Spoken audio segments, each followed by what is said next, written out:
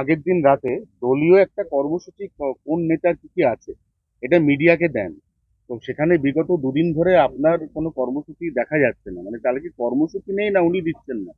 না, অফিসিয়াল কোনো কর্মসূচি নাই আমার। আমি মিডিয়া করছি, যেগুলো পলিটিক্যাল প্রোগ্রাম নয় এরকম প্রোগ্রামে যাচ্ছি। কালকেও সারাদিন বাইরে বাইরে ছিলাম। তো দেখা সাক্ষাৎ যেন আপাতত আমার কোনো এরকম পলিটিক্যাল কর্মসূচি নাই, থাকে না মাঝে মধ্যে, রেস্টও দরকার আছে কিনা। না, অনেকে বলছেন নাকি ওটা নেই, ওটা ইন্টেনশনালি নাকি নেই। না, নেই তো। আমি তো 5 দিন ঘুরে আসি, রেস্ট নিই 1-2 দিন বাড়িতে। আপনাদের সঙ্গে কথা বলতে হবে কিনা, সকাল থেকে মিডিয়া ও তাদের সময় দেওয়া দরকার আছে। বহু লোক দেখা করার জন্য আসেন আমার বাড়িতে, তাদের সময় দিতে হয়। সেটা তার কর্মসূচির মধ্যে থাকে না। তার মানে ওইটা নিয়ে আপনি খুব একটা ভাবিত নন। না না, আমি কোনোদিনই ভাবিতেছিলাম, আমি 3 বছর ধরে কোন পলিটিক্যাল কর্মসূচিতে থাকি। আমি আমি আমার কর্মসূচি তৈরি করি, সামাজিক প্রোগ্রামে যাই, ধার্মিক প্রোগ্রামে যাই। তো সব কর্মসূচি থাকবে, এরকম পাবলিক প্রোগ্রামেরই খালি কর্মসূচি থাকে, বাকি কিছু থাকে না। সৌমিত্র খাঁ বললেন ক্লোজ চ্যাপ্টার, নতুন করে আবার অশোক দিনদা অনেক কিছু আপনার বিরুদ্ধে বলতে শুরু করলেন। ওদিকে এক একদিন এক একজন নেতাকে ওরা অ্যাপয়েন্ট করছে আপনার বিরুদ্ধে। আর দেখে রাখুন কি হচ্ছে। এর আগেও বলেছে, আবার পায়ে হাত দিয়ে ক্ষমাও চেয়েছে। সেই জন্য যারা হঠাৎ বিজেপি তারা অনেক কিছুই বলবে, আর সবার উত্তর দেওয়ারও কোনো দরকার নেই।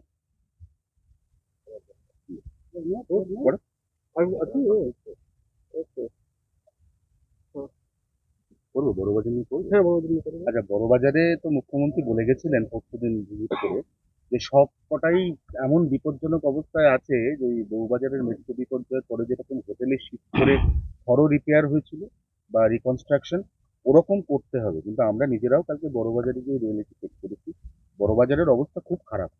মানুষ প্রাণ হাতে করেই আপনি, বড়বাজারে আছে। বড় বাজারটা, বড় ব্যবসা হয় সবার চোখে পড়ে। বেহালা বাজার যখন পুড়েছিল, ঠাকুরপুকুর, যে কটা বাজার পুড়েছে এবং যে পুরনো বাজার আছে 20, 30, 40, 50 বছরের, গিয়ে দেখে আসুন, কোনো পার্থক্য নেই। কোনো অগ্নি নির্বাপক ব্যবস্থা নেই, কোনো অনুমতি নেই, কোনো দেখাশোনা হয় না। প্লাস্টিক কাপড় চোপড়ের ঢের থাকে, সেখানে বিড়ি খাচ্ছে, সেখানে ঘুমুচ্ছে, ছোট্ট একটা ঘটনা, এবং তার ঝুলছে হাজার হাজার, যেটা শর্ট সার্কিট হয়ে যে কোনো সময় ঘটনা ঘটতে পারে, তাই হচ্ছেও। আর তদন্তও হয় না। মমতা ব্যানার্জি সব জায়গায় গিয়ে একটা কথা বলে দিয়ে আসেন, যা মুখে আসে এই করে দেবো তাই করে দেবো, কোনোদিন পেছনে তাকান না, কোনোদিন করেনও না। তাহলে এরকম দুর্ঘটনা হতো না।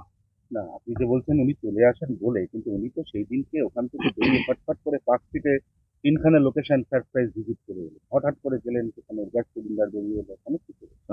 মুখ্যমন্ত্রীর কি এটা কাজ নাকি বাজারে বাজারে সার্ভে করা? তার মন্ত্রী, ডিপার্টমেন্টের অফিসার, পুলিশের লোক, ফায়ার ব্রিগেডের লোক কেন দেখে না?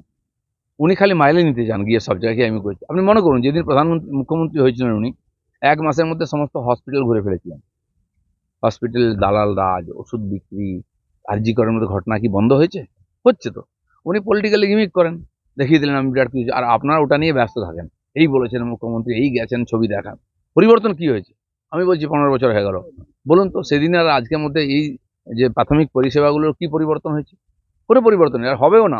উনি চান না পরিবর্তন, উনি রাজনীতি করতে চান, আমরা তারই বিরোধিতা করি। দাদা, আপনার দীঘা দর্শন, মুখ্যমন্ত্রী সংঘাতে দুই বিধায়ক। অশোক দিনদা বলছেন দলকে ডোবাতেই মমতার সঙ্গে সাক্ষাৎ আপনার, আর সুশান্ত বলছেন সাক্ষাতে দোষ কোথায়। দেখুন, সবার বলার অধিকার আছে, এ পক্ষে বলে। আমি কারো সমর্থন চাই না, আমি নিজের প্রিন্সিপাল অনুযায়ী কাজ করি।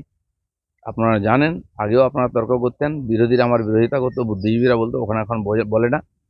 আমি দিল্লিতে যখন হাজার হাজার লোককে নিয়ে জয়েন করানো হয়েছিল না, কে হেলিকপ্টারে কে বিমানে, আমাকে ডাকা হতো আসুন জয়েন করার। আমি বলেছিলাম আমি বাংলায় রাজনীতি করি, এখানে পাঠান, এখানে জয়েন করেন, এরাই রাজনীতি করবো। তাহলে নাহলে আমি ভরসা করি না। আমি কোনোদিন যাইনি। দিল্লির লোক বলতে পারে যে কথা শোনে না, কিন্তু ওটা আমার কাজ না, আমি জানি আমার কি কাজ আছে।